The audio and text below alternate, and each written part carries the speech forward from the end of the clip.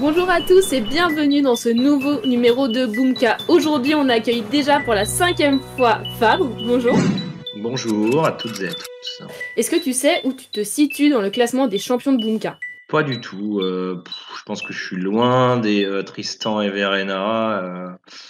Donc je dirais que je suis quand même dans le top 5 peut-être.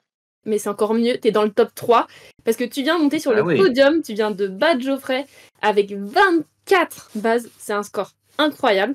Et donc, pour l'instant, t'es qualifié pour les masters parce que très bientôt, dans quelques semaines, on aura des masters et à l'heure actuelle, t'es qualifié. Donc félicitations à toi. Attention, parce qu'il y a peut-être quelqu'un qui va vouloir te sortir du top 3. Il s'appelle Mohamed, il est juste ici. Bonjour Mohamed. Bonjour à tous. Présente-toi parce qu'on te connaît un peu, mais les gens ne te connaissent pas, donc t'as 10 Très secondes pour te présenter. rapidement, je m'appelle Mohamed, j'ai 24 ans, je suis un ignare absolu en matière de culture générale et je squatte quelques sites comme le S-Quiz ou le Quizipédia. Parfait, très synthétique, on adore. En tout cas, là, tu vas te régaler, on va jouer à la culture générale. Et je ne sais pas si vous l'avez vu, mais je porte un manteau, et c'est un manteau de... Pêcheur? On va adorer cette séquence, c'est un manteau de ski, parce que aujourd'hui, avec Boomka, on va faire du ski.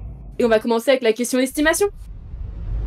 En 2025, combien y a-t-il de stations de ski en France? Vous avez 20 secondes.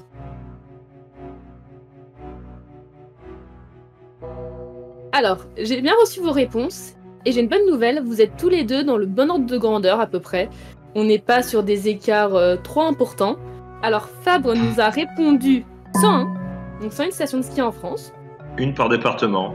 Ça peut être une bonne stratégie. Et on a Mohamed qui nous a répondu 245. 2,5 par département. Alors, j'ai une bonne nouvelle pour toi, Mohamed. C'est toi le plus proche, puisque la bonne réponse était 350. Donc voilà, en 2025, il y a 350 possibilités pour aller skier en France. Donc, Mohamed, félicitations. J'espère que tu sais aussi skier pour la suite, puisque c'est parti pour la manche 1. C'est parti pour la manche 1. Je vous rappelle le principe. 3 thèmes, 3 niveaux de difficulté. Le but, c'est de prendre de l'avance pour la manche 2. C'est parti, on va aller skier avec les 3 thèmes. Oui. En station, savez-vous skier et de sacrés skieurs. Du coup, Mohamed, comme tu as gagné la question d'estimation, à toi l'honneur, où est-ce que tu veux aller? On va commencer avec 2 sacrés skieurs pour 2 cases. Quel skieur italien, célèbre pour ses performances en slalom lors des Jeux Olympiques de Calgary en 1988 et d'Albertville en 1992, était surnommé la Bomba? Sans hésiter, je dirais Tomba. Alors, est-ce que Tomba est la bonne réponse? Et oui, bien joué, c'est la bonne réponse, félicitations. 2 cases, on est pas mal. À toi, Fabre. Je vais prendre partons en station pour 2 cases. Eh ben, partons en station. Et plutôt, dans quel pays se trouvent les stations de ski Park City et Big Ski Resort, offrant chacune 250 km de piste? On va tenter sur un pays anglophone qui doit avoir ça. Je vais dire les États-Unis d'Amérique. Est-ce que c'est la bonne réponse?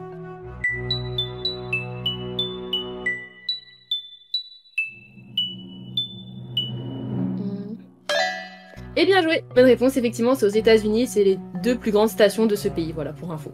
Mohamed, à toi de continuer, de prendre de l'avance.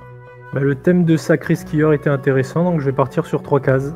Quel pionnier français du ski, ayant remporté 3 médailles d'or en 1937, descente slalom et combiné, est l'inventeur de la méthode des skis parallèles? Je suis pas sûr, mais je dirais Émile Allais. Est-ce que c'est la bonne réponse?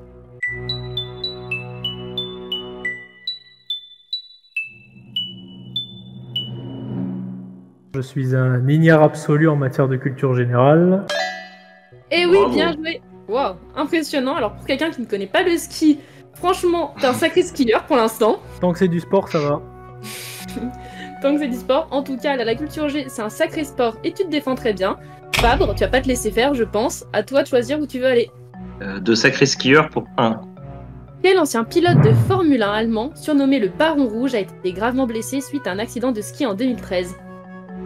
Alors, je l'aurais pas cité direct dans les sacrés skieurs, mais je crois que c'est Michael Schumacher. Et oui, alors, c'est pas trop un sacré skieur, j'ai envie de dire, c'est un sacré tombeur. Bien joué. Des sacrés skieurs, c'était un sans faute. Alors maintenant, faut aller peut-être vers les autres thèmes. Mohamed, où est-ce que tu veux aller? J'hésite entre prendre des risques et jouer la sécurité, mais je vais partir pour Savez-vous skier pour 2 cases. J'ai envie de te dire, tant que t'as un casque, normalement tu peux skier sans trop de risques. Selon le site de l'école du ski français, quelle médaille située entre l'ourson et la première étoile porte également le nom d'un élément lié à la neige? Je dirais le flocon. Est-ce que c'est ça?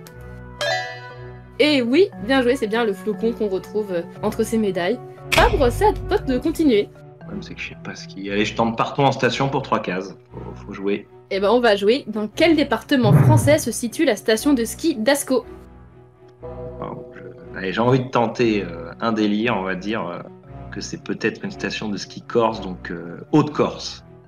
Est-ce que c'est la bonne réponse?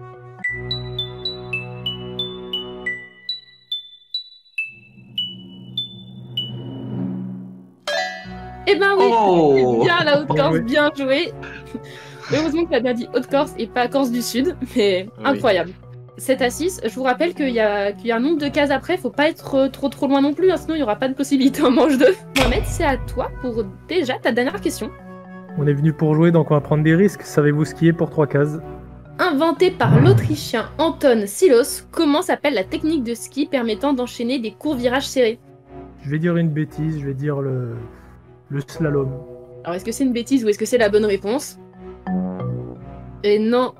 Malheureusement, c'était pas loin, c'était un style de slalom, c'était la godille. Et ma Fabre, c'est à toi de tenter d'égaliser parce que tu ne pourras pas passer devant Mohamed, tu pourras seulement égaliser avec partons en station, où savez-vous skier pour une case. On va voir si je sais skier pour une case. Quel est le nom de la partie arrière du pied, également utilisée pour désigner la partie arrière du ski, qui aide à stabiliser et équilibrer le skieur? J'ai envie de dire que la partie arrière du pied, c'est le talon. Et ben, est-ce que le talon, c'est aussi une partie du ski? Eh ben oui, bien joué, donc tu sais aussi skier. Yes. Bien joué. 7 à 7, c'est un match incroyable, j'ai très hâte de la manche 2. On va arrêter d'aller skier, par contre on va aller peut-être speeder en manche 2. C'est parti.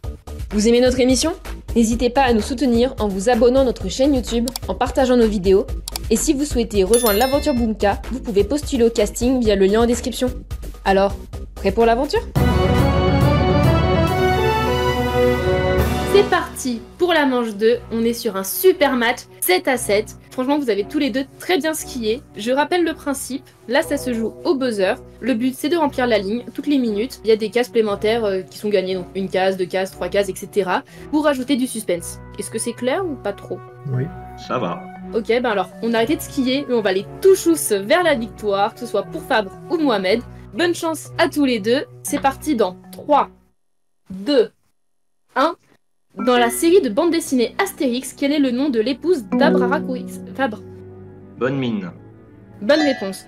Où se trouve Pogno selon le titre français d'un film de Fabre? Sur la falaise? Bonne réponse. Combien de cordes vocales possède-t-on? Mohamed. 2. Bonne réponse. Dans quelle ville se trouvent les 2 restaurants d'Eugénie Brasier qui lui ont valu ses... Fabre. Lyon? Bonne réponse. Sous quel pseudonyme est connu le streamer Pierre-Alexis Bizot? Mohamed. Réponse.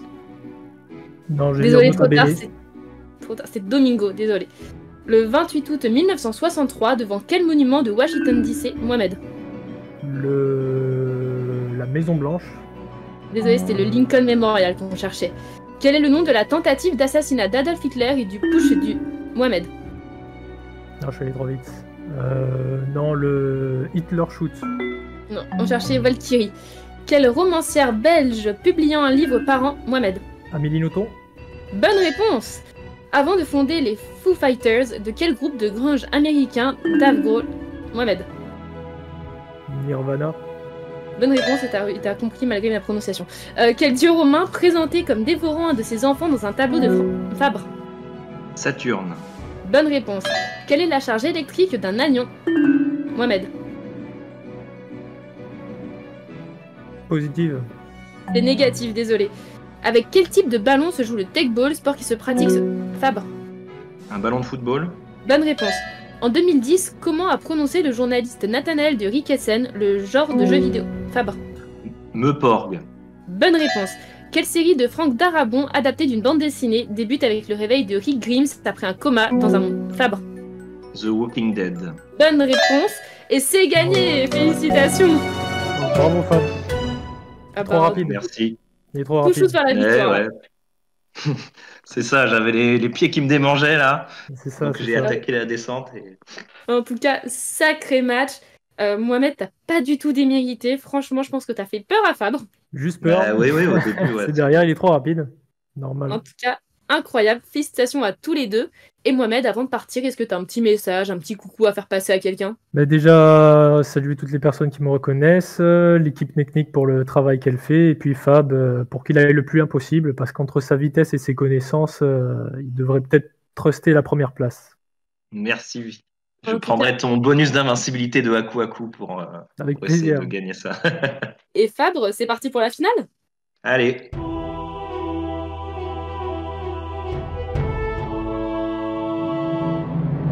Fabre, c'est déjà ta 5e victoire, donc ta 5e finale. Félicitations. Merci.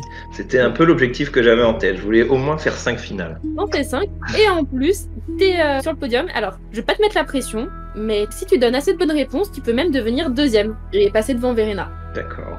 Donc on va jouer avec les 10 à trouver. Et aujourd'hui, on change d'endroit. On part à Fort-de-France, en Martinique. Okay. Donc il fait chaud, donc je pense que je vais pouvoir enlever ce manteau de ski. On n'est plus trop dans le thème, je pense. Et donc, Fort-de-France, c'est le chef-lieu de la Martinique. Et je vais te demander tout simplement, en 70 secondes, de me citer 10 départements dont le chef-lieu contient un nom composé. Donc ça peut être France, métropolitaine et Outre-mer. D'accord. Est-ce que c'est clair pour toi? C'est clair pour moi. Fabre, c'est parti dans 3, 2, 1. Vas-y. La Réunion? Oui. Guadeloupe? Oui. Ensuite, je pensais aussi à la Manche. Oui, c'est une bonne réponse. À Charente-Maritime. Et est-ce que... Non, pas Charente-Maritime. Landes. Landes, c'est une bonne réponse. Ensuite, on va penser à quoi? On va penser à... Val d'Oise? Non, pas Val d'Oise. Val-de-Marne? Non plus. Marne. Ardennes. Oui. Meuse. Oui. Ensuite, on a Oui, bonne réponse aussi. Ensuite, on a quoi d'autre?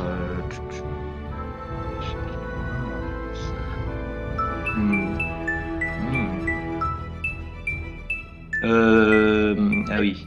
Doux? Non, pas Doux. Non, et c'est Haute-Saône. Trop tard, mais tu m'en as quand même cité 8. Et donc, tu passes 2e plus grand champion. Yes. Tu as 32 bases, donc tu passes devant Verena. Félicitations.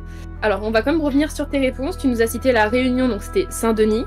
La Guadeloupe, on cherchait Basse-Terre. Meuse, on c'était quoi? Bar-le-Duc. Bien joué. La Marne. Châlons-en-Champagne. La Manche. Saint-Lô. Les Landes. Mont-de-Marsan. Bien joué. Et tu m'as cité aussi les Ardennes. Charleville-Mézières. Évidemment, la ville de Rimbaud. Et tu m'as cité aussi l'Ain. Bourg-en-Bresse. T'aurais pu aussi me citer les Alpes de Haute-Provence avec Digne-les-Bains, les Côtes d'Armor avec Saint-Brieuc, le Jura avec Lons-le-Saunier, la Loire Saint-Étienne. Mais donc voilà, il y en avait encore d'autres. Il y avait aussi la Vendée avec La Roche-sur-Yon, le Puy-de-Dôme avec Clermont-Ferrand. Enfin, il y en avait plusieurs. Félicitations, notre 2e plus grand champion. Et ce n'est pas fini puisqu'on te retrouve la semaine prochaine avec Mathis à Animation. Merci, à la semaine prochaine.